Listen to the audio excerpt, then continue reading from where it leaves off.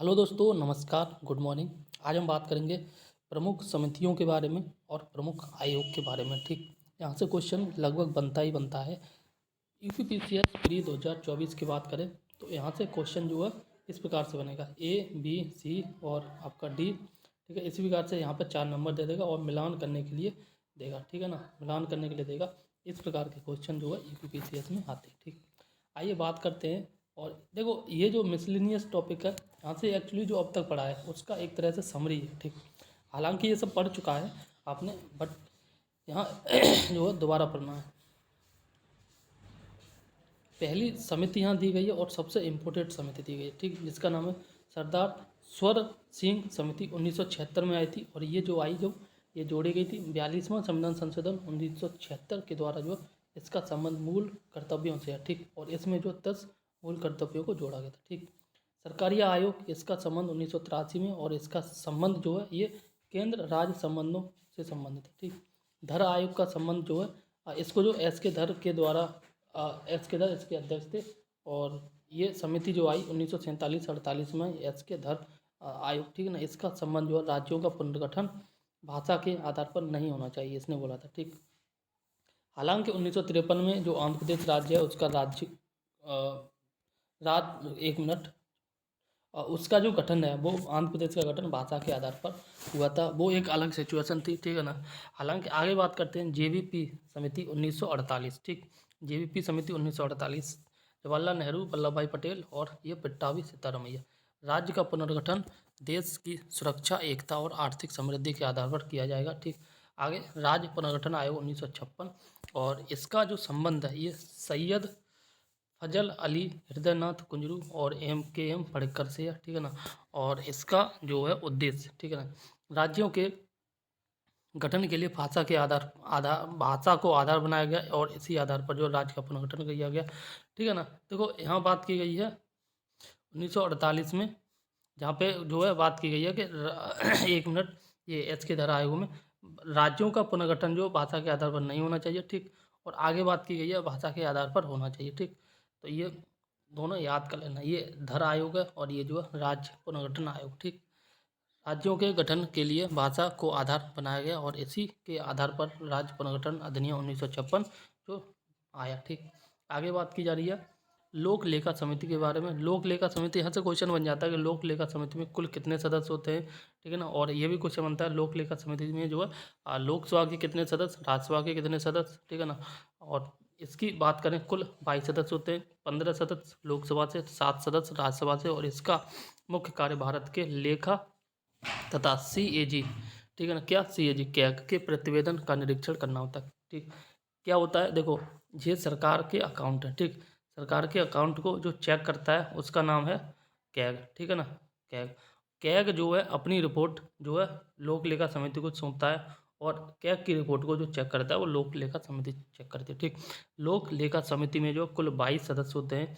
22 सदस्य में 2 प्रकार के होते हैं, 15 सदस्य लोकसभा से और बाकी के 7 सदस्य आपके राज्यसभा से होते हैं। ठीक, आगे बात करते हैं संयुक्त संसदीय समिति के बारे में, JPC। ठीक है ना, लोकसभा तथा राज्यसभा के सदस्य, यह एक तदर्थ एडॉक समिति है। ठीक, कोठारी आयोग 1976 DS कोठारी से संबंधित है, और इनका जो है ये भारतीय उच्च सिविल सर्विसेज में परीक्षा तथा भर्ती संबंधी नौकरियां तथा विधि से संबंधित है। ठीक, इसी प्रकार से नियोगी आयोग की बात करें 1946 KC नियोगी के बारे में यहाँ देखते हैं। आर्थिक नियोजन के मंत्रिपरिषद के लिए उत्तरदायी संगठन की अनुशंसा बलवंत राय मेहता समिति इम्पोर्टेंट है, 56-57 में आई थी। इन जो त्रिस्तरीय पंचायती राज संस्थाओं की बात की गई थी। और आगे बात की जा रही है VM तारकुंडे समिति 1974 में आई, और इसका संबंध चुनाव सुधार, मतदाता की आयु 21 वर्ष से घटाकर जो है ये 18 वर्ष कर दी गई थी। और आगे बात की जा रही है चुनाव प्रचार में सरकारी धन एवं तंत्र का उपयोग न करने की अनुशंसा की गई थी। ठीक, VM तारकुंडे समिति में 1974 में। ठीक, आगे बात की जा रही है पंची आयोग के बारे में। तो ये जो है 2007 में मदन मोहन पंची इनका पूरा नाम था, ये अध्यक्ष थे। ठीक है, इसका संबंध जो है केंद्र राज्य संबंध के विषय में अनुसंधान से संबंधित है। और द्वितीय प्रशासनिक सुधार आयोग 2005, इसका अध्यक्ष थे वीरप्पा मोइली, और वीरप्पा मोइली ने 2009 में अध्यक्ष पद से त्यागपत्र दे दिया था, तथा उसके बाद जो वी रामचंद्रन इसके जो अध्यक्ष रहे थे। ठीक, आगे बात की जा रही है राष्ट्रपति द्वारा चयनित पदाधिकारियों के बारे में। ठीक, राष्ट्रपति महोदय जी हैं, इनके द्वारा कौन कौन से पदाधिकारी चुने जाते हैं उसके बारे में। जैसे बात की जाए प्रधानमंत्री। ठीक, प्रधानमंत्री जो है लोकसभा में बहुमत प्राप्त दल का नेता होता है, और इनको जो है निर्वाचन संबंधित अनुच्छेद इनका जो है 75 है, इनकी आयु 25 होती है। इनका जो है 1 मिनट, अधिकतम आयु कोई बात नहीं की गई है। राष्ट्रपति के द्वारा शपथ ग्रहण कराया जाता है, और त्यागपत्र भी राष्ट्रपति को दिया जाता है। ठीक, इनका नियुक्ति होती है, चुनाव नहीं होती। ठीक, आगे बात करते हैं मुख्य न्यायाधीश के बारे में। इनका अनुच्छेद 124 है। ठीक, निर्वाचन संबंधित अनुच्छेद 124(1) है। ठीक है ना, और 65 वर्ष या 6 वर्ष की आयु तक ये रह सकते, 65 वर्ष तक रह सकते हैं राष्ट्रपति द्वारा, और शपथ ग्रहण और जो है राष्ट्रपति के द्वारा ये त्यागपत्र देते हैं। राष्ट्रपति शपथ ग्रहण कराते हैं मुख्य न्यायाधीश को, राष्ट्रपति को ही अपना त्यागपत्र देते हैं। ठीक, इसी प्रकार से सिंपल याद कर लो राष्ट्रपति के द्वारा कौन कौन से व्यक्ति चयनित किए जाते हैं। ठीक, न्यायाधीश कहते जाते हैं। ठीक, मुख्य न्यायाधीश, राज्यपाल, मुख्य चुनाव आयुक्त, महान्यायवादी, अटॉर्नी जनरल, अध्यक्ष लोक सेवा आयोग के सदस्य, लोक सेवा आयोग के अध्यक्ष, वित्त आयोग के उपाध्यक्ष, नीति आयोग के प्रोटेम स्पीकर भी जो है राष्ट्रपति द्वारा चुने जाते हैं। ठीक, आगे बात की जा रही है आयोग एवं मुख्यालय के बारे में। ठीक, यहाँ से भी कई बार क्वेश्चन बन जाता है, तो यहाँ भी देखते हैं। यहाँ बात की जा रही है राष्ट्रीय हरित न्याय अधिकरण का जो हेडक्वार्टर है ये आपका भोपाल में है। ठीक, 2010 में गठन किया गया था, और संस्था की प्रकृति स्थिति ये जो है न्यायिक संस्था। ठीक, आगे बात करें तो राष्ट्रीय न्याय अकादमी का हेडक्वार्टर भोपाल में 1993 में स्थापना हुई थी। राष्ट्रीय विधिक सेवा प्राधिकरण का हेडक्वार्टर आपका नई दिल्ली है। राष्ट्रीय सैन्य न्याय प्राधिकरण का हेडक्वार्टर नई दिल्ली है। राष्ट्रीय अनुसूचित जाति आयोग का हेडक्वार्टर नई दिल्ली में। ठीक है ना, राष्ट्रीय अनुसूचित जनजाति का आयोग का हेडक्वार्टर नई दिल्ली। नीति आयोग, वित्त आयोग का हेडक्वार्टर नई दिल्ली में। ठीक है ना, आगे बात करें मानवाधिकार, ये सारे के सारे हेडक्वार्टर नई दिल्ली में। जैसे मानवाधिकार, राष्ट्रीय महिला आयोग, ठीक है ना, राष्ट्रीय बाल अधिकार संरक्षण आयोग, राष्ट्रीय अल्पसंख्यक आयोग, राष्ट्रीय पिछड़ा वर्ग आयोग, केंद्रीय सूचना आयोग, ठीक है, परिसीमन आयोग, विधि आयोग, अंतर्राज्यीय परिषद आयोग, और ये आपका निर्वाचन आयोग। इन सब के हेडक्वार्टर नई दिल्ली में। ठीक है ना, बस आप इतना याद रख लेना, राष्ट्रीय हरित न्याय अधिकरण और जो राष्ट्रीय न्याय अकादमी, ठीक है ना, इनका हेडक्वार्टर आपका भोपाल में है। आगे बात की जा रही है भारत में भ्रष्टाचार पर नियंत्रण तथा नागरिकों की शिकायतों के निवारण के लिए वैधानिक और संस्थागत ढांचे के बारे में बात करें तो यहाँ पर कई संस्थाएं ये देख लेते हैं। जैसे लोक सेवक जांच अधिनियम 1850 का है, भारतीय दंड संहिता 1860 का है, विशेष पुलिस प्रतिष्ठान 1941 का। ठीक है ना, इसी प्रकार से आगे बात की जा रही है भारतीय विधायिका में भागीदारी, ठीक है, निर्वाचित स्थान। ठीक, यहाँ पर जो बात की जा रही है ना, जैसे जो स्टेट है, जैसे अभी हम यूपी का एग्जाम देने जा रहे हैं, तो यूपी में जो है राज्यसभा की सीटें 31 हैं, लोकसभा की सीटें 80 हैं। ठीक है ना, वही बात करें राज्य विधानसभा के बारे में, यूपी में ये जो विधानसभा की सीटें आपकी 403 है, और विधान परिषद की बात करें तो वो सीटें आपकी यूपी में है आपकी 100। ठीक है, यहाँ बात नहीं की गई है उसके बारे में। इसी प्रकार से महाराष्ट्र की बात करें, महाराष्ट्र में जो है आपका राज्यसभा की सीटें 19 है, ठीक, लोकसभा की सीटें 48 हैं। ठीक, नेक्स्ट क्वेश्चन में यहाँ पे बात की जा रही है सर्वाधिक सीटों वाले राज्य। ठीक है ना, सर्वाधिक सीटों वाले राज्य राज्यसभा की बात की जा रही है। राज्यसभा में 31 हैं, उसके बाद महाराष्ट्र में 19 सीटें राज्यसभा की, तमिलनाडु में 18 सीटें, पश्चिम बंगाल में 16 और बिहार में जो है आपकी 16 सीटें। ठीक, वही बात करें विभिन्न राज्यों की विधान परिषदों की सदस्य संख्या। ठीक, उत्तर प्रदेश में विधान परिषद की सीटें 100 हैं। ठीक, इसके बाद महाराष्ट्र में 75 हैं, बिहार में 75, कर्नाटक में 75, ठीक है ना, आंध्र प्रदेश में 58 और आपके तेलंगाना में 43 सीटें हैं। आगे बात की जा रही है सर्वाधिक लोकसभा सीटों वाले 5 राज्य। ठीक, तो लोग देखो सबसे अधिक सीटें जो है यूपी में है। बात की जाए लोकसभा की, राज्यसभा की, विधानसभा की या विधान परिषद की, सब जगह यूपी में सबसे अधिक सीटें। ठीक, यहाँ बात की जा रही है लोकसभा की तो 80 सीटें उत्तर प्रदेश में, फिर महाराष्ट्र में 48 सीटें, ठीक है ना, और पश्चिम बंगाल में 42, बिहार में 40, तमिलनाडु में जो आपकी 39 सीटें हैं। सर्वाधिक विधानसभा सीटें वाला भी राज्य उत्तर प्रदेश है, ठीक है, 403 है। फिर उसके बाद पश्चिम बंगाल 294, फिर महाराष्ट्र 288, ठीक। समान सीटों वाली विधानसभा जैसे हरियाणा छत्तीसगढ़ में 90 सीटें हैं विधानसभा की। मणिपुर, मेघालय, नागालैंड, त्रिपुरा, अरुणाचल, ये नॉर्थ ईस्ट के स्टेट है, इसमें 60 सीटें हैं, ठीक। सॉरी, आगे बात की जा रही है गोवा और मिजोरम में जो है आपकी 40 सीटें, ठीक।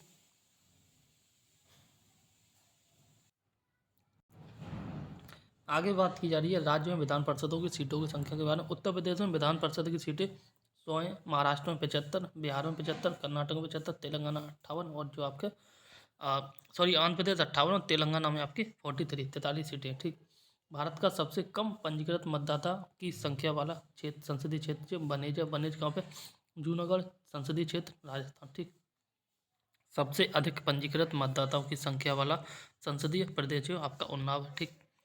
सबसे जो छोटा संसदीय क्षेत्र है आपका लक्षद्वीप है, ठीक है ना। इस प्रकार से क्वेश्चन पूछ लिए जाते हैं, ठीक है ना, वनडे एग्जाम में, और याद कर लेना अच्छे से। क्षेत्रफल की दृष्टि से सबसे बड़ा संसदीय क्षेत्र आपका लक्षद्वीप है, ठीक। अब तक भारत में 3 बार संसदीय संयुक्त बैठक हो चुकी है, ठीक है ना। संसद की संयुक्त बैठक 3 बार हुई है कुल, ठीक है ना। वो देख लेते हैं कब कब हुई है। पहली बार जो हुई है वो दहेज प्रतिबंध से संबंधित हुई है 1959 में, और इस तब जो प्रधानमंत्री थे पंडित जवाहरलाल नेहरू थे। फिर दूसरी बैठक 1977 में बैंकिंग सेवा से संबंधित मोरारजी देसाई प्रधानमंत्री। तो तीसरी बार जो है आतंक निवारक अध्यादेश आया गया था कोटा 2002, और उस समय प्रधानमंत्री अटल बिहारी वाजपेयी थे, ठीक। सुशासन सूचकांक 2019 में बड़े राज्यों की रैंकिंग में बात की जाए तो यहाँ देख सकते हैं बड़े राज्यों की रैंकिंग में टॉप नंबर पे जो आपका तमिलनाडु। ये 2019 की बात है, करंट अफेयर क्वेश्चन है तो छोड़ देते, ठीक। वेतन आयोग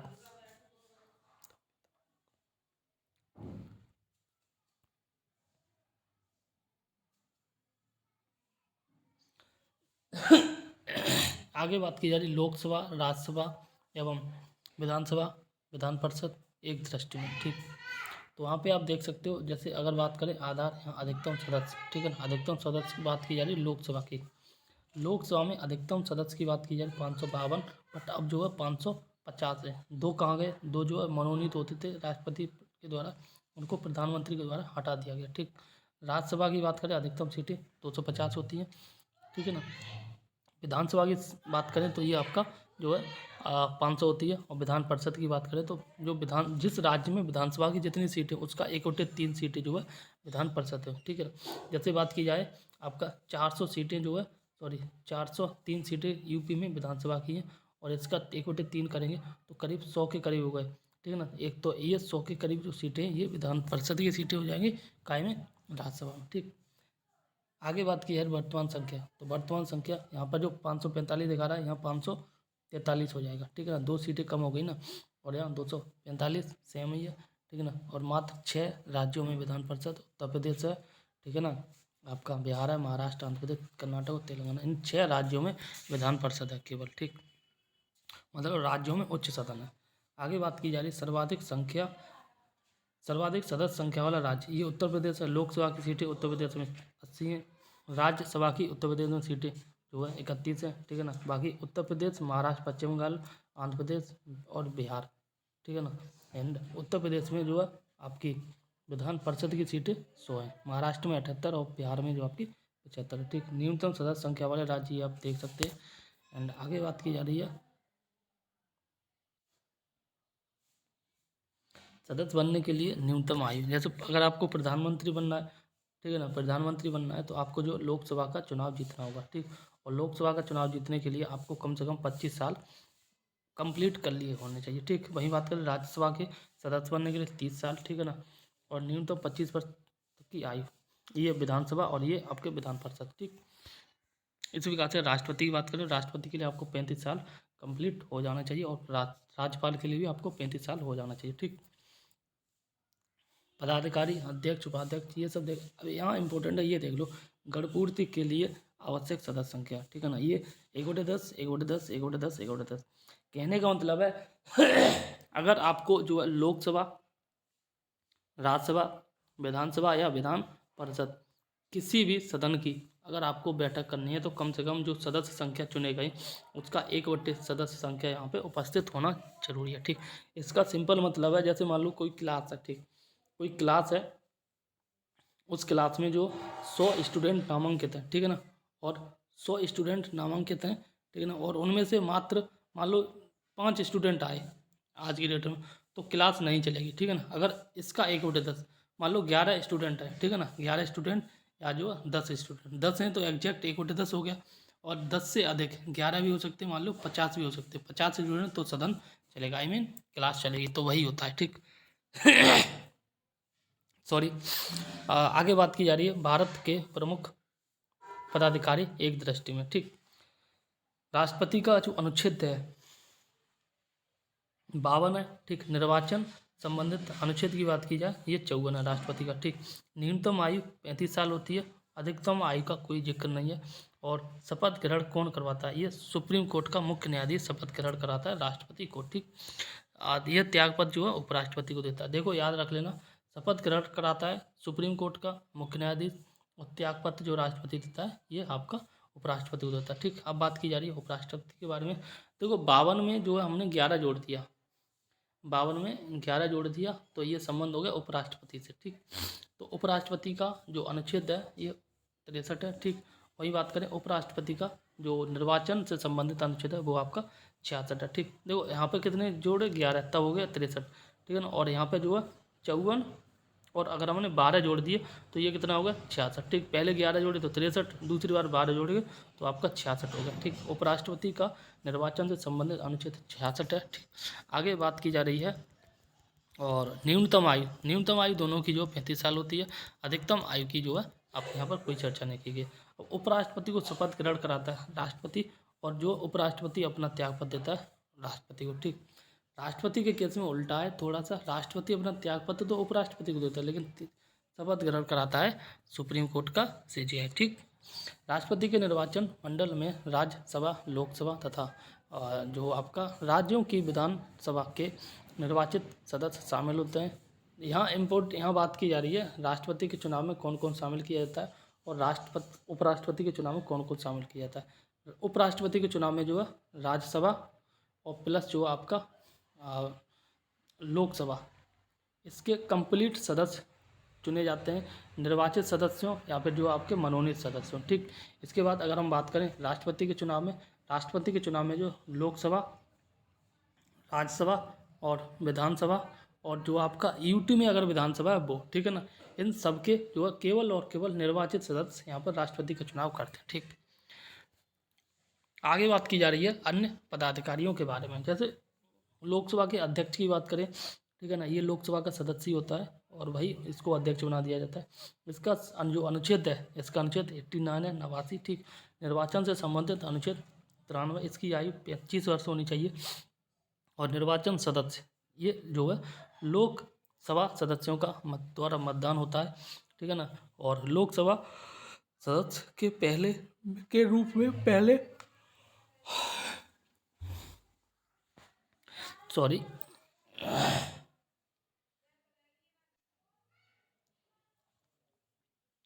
आगे बात की जा रही है शपथ ग्रहण के बारे में लोकसभा की। ठीक, तो लोकसभा सदस्य के रूप में पहले ही शपथ ग्रहण कर चुका होता है कौन, लोकसभा का अध्यक्ष। ठीक, लोकसभा का अध्यक्ष जो है लोकसभा के सदस्य के रूप में शपथ ग्रहण करता है, ना कि लोकसभा के अध्यक्ष के रूप में। ठीक, और लोकसभा का अध्यक्ष जो है त्यागपत्र देता है उपाध्यक्ष को, उपाध्यक्ष त्यागपत्र देता है अध्यक्ष को। ठीक, अब बात की जा रही है लोकसभा के उपाध्यक्ष के बारे में, तो इसका जो अनुच्छेद है, ठीक है ना, चुनाव से संबंधित ये 93, और ऊपर लोकसभा का भी अध्यक्ष का भी 93 था। ठीक, इसकी भी आयु 25 वर्ष होती है।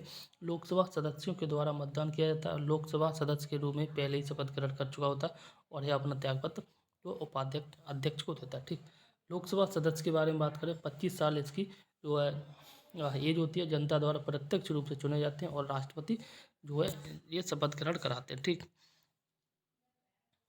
देखो लोकसभा अध्यक्ष की बात की जाए, लोकसभा उपाध्यक्ष की बात की जाए, ये सारे जो है लोकसभा के सदस्य ही होते हैं। ठीक, और इन्हीं सदस्यों में से कुछ एक व्यक्ति को लोकसभा का अध्यक्ष बना दिया जाता है, कुछ को उपाध्यक्ष, कुछ को प्रधानमंत्री। ठीक है ना, इस प्रकार से आपसी समझौता होता है, और उसी के आधार पे इनको जो है विभिन्न पद दे दिए जाते हैं, और कुछ को कैबिनेट मंत्री, कुछ को स्वतंत्र मंत्री, कुछ को राज्य मंत्री, इस प्रकार से बना दिया जाता है। उपसभापति की बात करें, इनकी एज 30 साल होती है, ठीक। और उपसभापति कौन होते हैं? ये उपराष्ट्रपति होते, सॉरी, ये उपसभापति जो है राज्यसभा का सदस्य होता है, ठीक। राज्यसभा सदस्य के रूप में पहले ही शपथ ग्रहण कर चुका था, और जो आपका राज्यसभा सदस्य के रूप में होता है, और सभापति को ये त्यागपत्र देता है। सभापति जो है राज्यसभा का सभापति, ये उपराष्ट्रपति होता है। राज्यसभा सदस्य की अनुच्छेद जो 80 है, और इसकी एज 30 साल है। राज्य विधानसभाओं के सदस्यों के द्वारा मतदान, ठीक है ना। और आगे बात की जा रही है राज्यसभा के सभापति अथवा उपसभापति के द्वारा जो है त्यागपत्र दिया जाता, ठीक है ना, सभापति को। इसी प्रकार से मुख्यमंत्री की बात करें, इसमें केवल इतना याद कर लो, मुख्यमंत्री का अनुच्छेद 164 है, और ये जो इनकी जो एज है ये 25 साल, ठीक। विधानसभा के सदस्य का अनुच्छेद 170, एज जो है 25 साल। विधान परिषद के सदस्य की संख्या ये 173, और एज जो है 30 साल, ठीक। आगे बात करें तो आगे बात की जा रही है संविधान, भारतीय संविधान के अन्य देशों के संविधान से तुलना, ठीक। तो ये मोस्ट इम्पोर्टेंट नहीं है। आगे देखते हैं ब्रिटेन का जो संविधान के बारे में बात की जा रही है, ठीक है ना। और यहाँ फ्रांस का संविधान देख लेते हैं, बट एग्जाम की दृष्टि से मोस्ट इम्पोर्टेंट नहीं है, ठीक। देखो यहाँ बात की जा रही है ब्रिटेन के संविधान के बारे में। तो राज्य अध्यक्ष वंश परंपरा के आधार पर चुना जाता है, ठीक। अलिखित संविधान है, चार्टर, लॉर्ड्स अधिनियम एवं रीति रिवाज व परंपराओं पर आधारित है। और 2 सदन है इसके भी, जो हाउस ऑफ लॉर्ड्स इसको उच्च सदन बोलते हैं, हाउस ऑफ कॉमन्स इसको जो है निम्न सदन बोलते हैं, ठीक। सम्राट इसको बोलते हैं क्राउन। कार्यपालिका का नाम मात्र का प्रमुख होता है, जबकि वास्तविक प्रमुख जो है प्रधानमंत्री होता है, ठीक। अब अमेरिका के संविधान के बारे में बात करें तो यहाँ बात की जा रही है अध्यक्षीय एवं संघात्मक शासन प्रणाली, ठीक। राष्ट्रपति ही जो है राज्य एवं कार्यपालिका का प्रमुख होता है। दोहरी नागरिकता होती है, और जो है स्वतंत्र न्यायपालिका होती है, ठीक। संघ एवं राज्यों के अलग संविधान होता है। संसद के दोनों सदन प्रतिनिधि सभा और सीनेट होते हैं, ठीक है ना, दोनों सदन। एक सदन जो है आपका उच्च सदन सीनेट होता है, प्रतिनिधि सभा ये लो सदन, छोटा सदन, नीचा सदन होता है। अविनाशी राज्यों का अविनाशी संघ होता है, ठीक। देखो यहाँ बात की जा रही है अविनाशी राज्यों का अविनाशी संघ। इसका मतलब है न तो राज्यों का जो बदलाव किया जा सकता, और ना ही जो संघ है, देश है, उसका बदलाव किया जा सकता, ठीक। लेकिन भारत के संविधान में बात की जा रही है विनाशी राज्यों का अविनाशी संघ। इसका मतलब है राज्यों का बदलाव किया जा सकता है, ठीक है ना, लेकिन संघ जो स्टेट है, वो जो राष्ट्र है, उसका जो बदलाव नहीं किया जा सकता। अविनाशी का मतलब विनाश न किया जा सके, ठीक। आगे बात की जा रही है जर्मनी का संविधान के बारे में। जर्मनी का संविधान के बारे में बात करें, वर्तमान संविधान वर्ष 1949 में निर्मित और परिवर्तित किया गया, ठीक। संघीय शासन एवं संसदीय शासन प्रणाली से संबंधित प्रणाली है, ठीक। जर्मनी के संविधान में संसदीय शासन है, और जो है संसदीय शासन प्रणाली, ठीक। आगे राष्ट्रपति नाम मात्र का प्रमुख होता है, वास्तविक प्रमुख जो है चांसलर होता है। जैसे वहाँ का चांसलर बोलते हैं, अपने यहाँ प्रधानमंत्री बोलते हैं। द्विसदनात्मक होता है, तो द्वितीय सदन में जो एक सदन होता है, मतलब उच्च सदन को बोलते हैं बुंदेसरात, और निम्न सदन को बोलते हैं आपका ये बुंदेस्टाग, ठीक। आगे बात करें फ्रांस के संविधान के बारे में, तो 1958 में पंचम गणराज्य तथा एकात्मक, ठीक। संसदीय व अध्यक्षीय शासन प्रणाली का मिश्रण है। द्विसदनात्मक नेशनल असेंबली निम्न सदन और सीनेट उच्च सदन है फ्रांस के संविधान में। और राष्ट्रपति राज्य और शासन दोनों का प्रमुख होता है। फ्रांस के संविधान में प्रधानमंत्री नहीं होता है, ठीक। राष्ट्रपति ही राज्य का और शासन दोनों का प्रमुख होता है, ठीक। राज्य का मतलब है यहाँ पर राष्ट्र से, ठीक। दक्षिण अफ्रीका का संविधान के बारे में बात करें तो 1997 में ये नया संविधान बना। एकात्मक शासन व्यवस्था है, राष्ट्रपति शासन एवं राज्य दोनों का अध्यक्ष होता है, ठीक। एंड द्विसदनात्मक ये भी है, ठीक है। नेशनल असेंबली को निम्न सदन बोलते हैं, और नेशनल उच्च काउंसिल को जो उच्च सदन बोलते हैं। देखो दुनिया के जितने भी सदन देश हैं, वहाँ का जो संविधान है वहाँ पे 2 सदन है, ठीक। उच्च सदन और निम्न सदन। चीन के संविधान की बात करें 1982 में 14 संविधान लागू हुआ था। अपने भारत के संविधान में एक बात बहुत ही ज़्यादा खास है, दैट इज संविधान जब से बना है तब से वही संविधान लागू है, वही संविधान सुचारू रूप से चालू है, ठीक। बाकी अन्य जो देश हैं वहाँ पे संविधान ला गया है। ठीक, 1982 में चौथा संविधान लागू। संसद एक सदनीय नेशनल पीपल कांग्रेस विधायिका ही सभी उच्च पदाधिकारियों की नियुक्ति करती है। एकात्मक शासन प्रणाली और प्रधानमंत्री सरकार का प्रधान होता है और राज्य का नहीं। ठीक, आगे बात की जा रही है कनाडा का संविधान के बारे में। संघीय शासन का प्रमुख गवर्नर ब्रिटिश महारानी द्वारा नियुक्त। शक्तियों का वितरण 4 सूचियों में। द्विसदनात्मक हाउस ऑफ कॉमन्स निम्न और सीनेट उच्च सदन होता है। प्रांतों का प्रमुख जो है डिप्टी गवर्नर होता है। ठीक, आगे बात की जा रही है संसद की प्रमुख समितियों के बारे में, ये भी देख लेते हैं। तो जैसे बात करें, एक सेकंड, यहाँ बात की जा रही है श्रेणी। ठीक, समिति का नाम, सदस्य संख्या और सदस्यों का जो निर्वाचन और कार्य। ठीक, जैसे बात करें वित्तीय समितियों के बारे में। ठीक, लोक लेखा समिति बात करें तो लोक लेखा समिति में कुल जो आपके 22 सदस्य होते हैं। ठीक, 15 सदस्य लोकसभा से होते हैं और 7 सदस्य आपके राज्यसभा से होते हैं। ठीक, आगे बात की जा रही है इसके बारे में। इसमें जो है सदस्यों का निर्वाचन आनुपातिक प्रतिनिधित्व प्रणाली के से एकल संक्रमणीय मत के आधार पर किया जाता है। इसका जो कार्य होता है विभिन्न मंत्रालयों के व्यय और CAG के प्रतिवेदन पर करना होता है। ठीक, प्राक्कलन समिति की बात करें, प्राक्कलन समिति में केवल यहाँ इंपॉर्टेंट है। लोक लेखा समिति की बात करें तो 22 सदस्य होते हैं। ठीक है ना, 22 सदस्य में आपके 15 सदस्य लोकसभा के होते हैं और 7 सदस्य राज्यसभा के होते हैं। ठीक, प्राक्कलन समिति की बात करें तो सारे के सारे समिति जो है सदस्य लोकसभा से होते हैं। ये सबसे बड़ी समिति होती है और इसमें जो 30 सदस्य होते हैं। ठीक, आगे बात करें सार्वजनिक उपक्रम समिति के बारे में, तो इसमें लोकसभा से 15 सदस्य, राज्यसभा से 7 सदस्य होते हैं। कार्य मंत्रणा समिति, ये 3 समितियां इंपॉर्टेंट है। ठीक, बाकी सदन की समिति कार्य मंत्रणा समिति, इसमें जो है लोकसभा में अध्यक्ष सहित जो है 15 सदस्य होते हैं और राज्यसभा में सभापति सहित 11 सदस्य होते हैं। नियम समिति में लोकसभा में की समिति 15 और राज्यसभा की 16। ठीक, गैर संसद सदस्यों से निर्मित विधेयक तथा संकल्प समिति के बारे में बात करें तो 15 सदस्यों से बनी समिति होती है। ठीक, जांच समितियां, याचिका समिति, यहाँ जिसमें जो 15 लोकसभा से और 10 राज्यसभा से होते हैं। 2 जो है आपके विशेषाधिकार समिति, इसमें जो है आपके 15 लोकसभा से 10 राज्यसभा से। ठीक, संवीक्षण समितियां, आगे बात की जा रही है सॉरी आगे बात की जा रही है भारतीय राज्य व्यवस्था में प्रथम के बारे में। ठीक, भारतीय राज्य व्यवस्था में प्रथम कौन है? ठीक, तो सबसे जो टॉप लेवल पे होता है राष्ट्रपति होता है। ठीक, तो प्रथम मुस्लिम राष्ट्रपति, जैसे बात करें भारत के प्रथम राष्ट्रपति आपके राजेंद्र प्रसाद, प्रथम मुस्लिम राष्ट्रपति डॉक्टर जाकिर हुसैन, प्रथम सिख राष्ट्रपति ज्ञान सिंह जैली।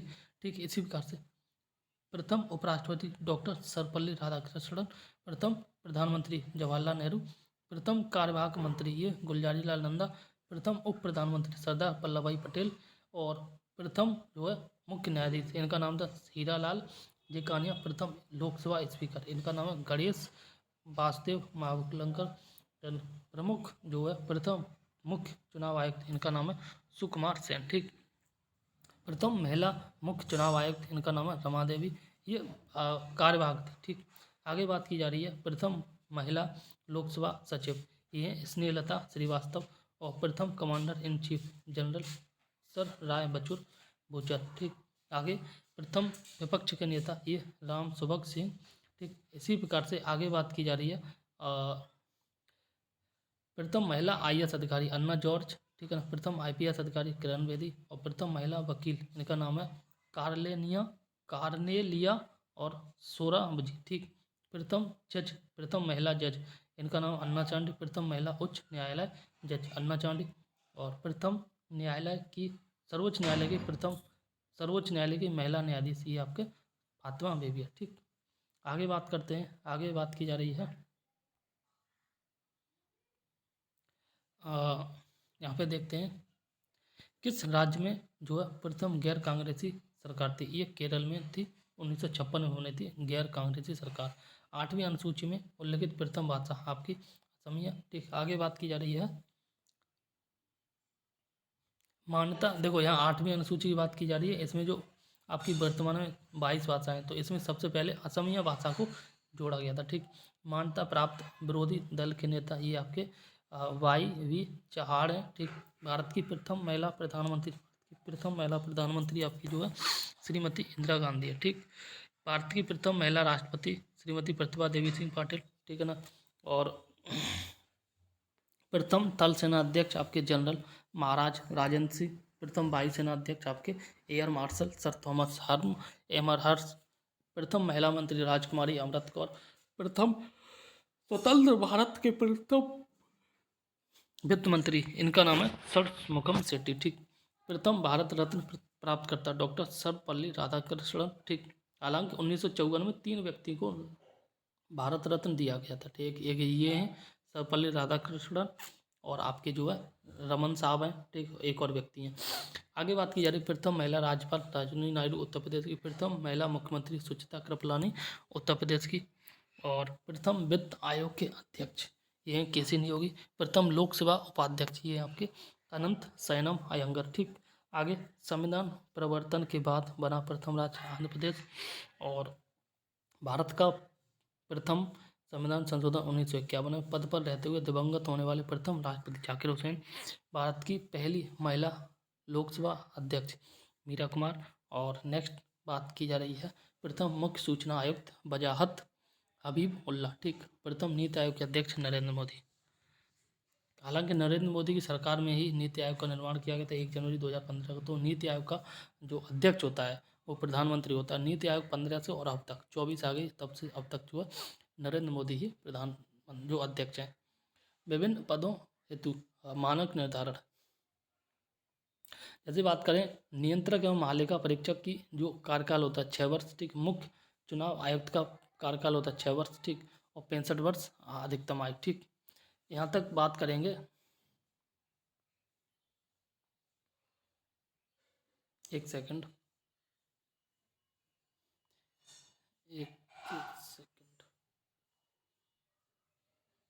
देखो, नियंत्रक एवं महालेखा परीक्षक का कार्यकाल होता है 6 वर्ष का। ठीक, अधिकतम आयु 65 वर्ष की राष्ट्रपति द्वारा नियुक्त की जाती है और पद से हटाया जाता है राष्ट्रपति के द्वारा अनुच्छेद जो है 148(2) के अकॉर्डिंग। ठीक, ये कौन है क्या गए। ठीक, मुख्य निर्वाचन आयुक्त की बात करें 6 वर्ष इनका कार्यकाल होता है। अधिकतम 65 साल की आयु राष्ट्रपति द्वारा नियुक्त राष्ट्रपति द्वारा हटाया जाता है। चुनाव आयुक्त की बात करें 6 वर्ष 65 वर्ष। ठीक है ना, और राष्ट्रपति द्वारा नियुक्त राष्ट्रपति द्वारा हटाया जाता है। चुनाव आयुक्त ये 324 से संबंधित अनुच्छेद। संघ लोक सेवा आयोग के अध्यक्ष सदस्य की बात करें और संयुक्त लोक सेवा आयोग के सदस्य इनका भी कार्यकाल 6 वर्ष होता है और 65 वर्ष आयु तक जो है संघ लोक सेवा आयोग के सदस्य की आयु होती है राष्ट्रपति द्वारा नियुक्त राष्ट्रपति द्वारा हटाया जाए। ठीक, और संयुक्त लोक सेवा आयोग की बात करें तो ये जो है आपका 6 वर्ष और 62 वर्ष होती है। ठीक, आपका राष्ट्रपति द्वारा जो है नियुक्ति राष्ट्रपति द्वारा हटाया जाता है। ठीक, आगे वही बात करें राज्य लोक सेवा आयोग 6 वर्ष और 62 वर्ष। ठीक है ना, याद कर लेना। राज्यपाल द्वारा नियुक्ति और राष्ट्रपति द्वारा हटाया जाता है। ठीक, उच्चतम यानी कि सुप्रीम कोर्ट का न्यायालय का न्यायाधीश 65 वर्ष आयु। यहाँ पर ये बात नहीं की गई है कितने वर्ष तक कार्यकाल रहेगा। ठीक, 65 वर्ष होने पर इनको हटा दिया जाता है। राष्ट्रपति द्वारा नियुक्ति राष्ट्रपति द्वारा हटाया जाता है। उच्च न्यायालय के 62 वर्ष राष्ट्रपति द्वारा नियुक्त राष्ट्रपति द्वारा हटा दिया जाता है। ये इंपॉर्टेंट है, ये याद कर लेना। देखो यहाँ पर जो राज्यपाल के द्वारा नियुक्त की जाती राज्य लोक सेवा आयोग के सदस्य की। ठीक है ना, और इनको राष्ट्रपति द्वारा हटाया जाता है। ठीक, आगे बात की जा रही है राष्ट्रीय आयोग या केंद्र निकाय एवं संबंधित जो है संबंधित मंत्रालय। जैसे बात करें केंद्रीय सूचना आयोग का मंत्रालय संबंधित है कार्मिक मंत्रालय से। ठीक, वित्त आयोग संबंध वित्त मंत्रालय से और संघ लोक सेवा आयोग का संबंध है कार्मिक मंत्रालय से। अंतर्राज्यीय परिषद का संबंध गृह मंत्रालय से और कर्मचारी चयन आयोग का संबंध जो कार्मिक मंत्रालय से। राष्ट्रीय अनुसूचित जाति आयोग का संबंध जो सामाजिक न्याय एवं अधिकारिता मंत्रालय से। अनुसूचित जनजाति आयोग का संबंध जनजातीय मामलों का मंत्रालय से। केंद्रीय सतर्कता आयोग का संबंध कार्मिक मंत्रालय से और क्षेत्रीय परिषद का संबंध गृह मंत्रालय से। केंद्रीय अन्वेषण ब्यूरो का संबंध कार्मिक मंत्रालय से। राष्ट्रीय अनुसंधान एजेंसी का संबंध जो है आपका गृह मंत्रालय से। भाषाई अल्पसंख्यकों के आयुक्त की बात करें तो ये आपका जो अल्पसंख्यक मामलों के मंत्रालय संबंधित। बाल अधिकारों के संरक्षण के लिए राष्ट्रीय आयोग का संबंध महिला एवं बाल विकास मंत्रालय से संबंधित है। पिछड़े वर्गों के लिए राष्ट्रीय आयोग का संबंध सामाजिक न्याय एवं सामाजिक न्याय एवं अधिकारिता मंत्रालय से, और विकलांग व्यक्तियों के लिए जो केंद्रीय आयुक्त होता है इसका भी संबंध सेम है। ठीक, केंद्रीय समाज एवं कल्याण बोर्ड का संबंध महिला एवं बाल विकास मंत्रालय से। इस प्रकार से जो है आगे हम नीचे से बात करें तो यहाँ बात करिए भारत का परिसीमन आयोग का संबंध जो है विधि एवं न्याय मंत्रालय से। ठीक, यहाँ पर कुछ इंपॉर्टेंट समितियाँ दी गई हैं, इसे भी देख लेते हैं। ठीक, जैसे बात करें वाणिज्य समिति का संबंध जो है ये आपका वाणिज्य एवं उद्योग से है। ठीक है ना, और गृह मामलों से कुछ समिति के संबंध जो गृह मंत्रालय से, और आगे इसका जो विभाग होता है उत्तर पूर्व क्षेत्र का विकास। ठीक, मानव संसाधन विकास समिति का संबंध जो है ये आप देख सकते हैं, बाकी बहुत ज़्यादा इम्पोर्टेंट नहीं है। ठीक, वर्तमान पदाधिकारी, तो ये सब तो बहुत सारे चेंज हो गए, बहुत सारे जो है आपके हैं। ठीक है, तो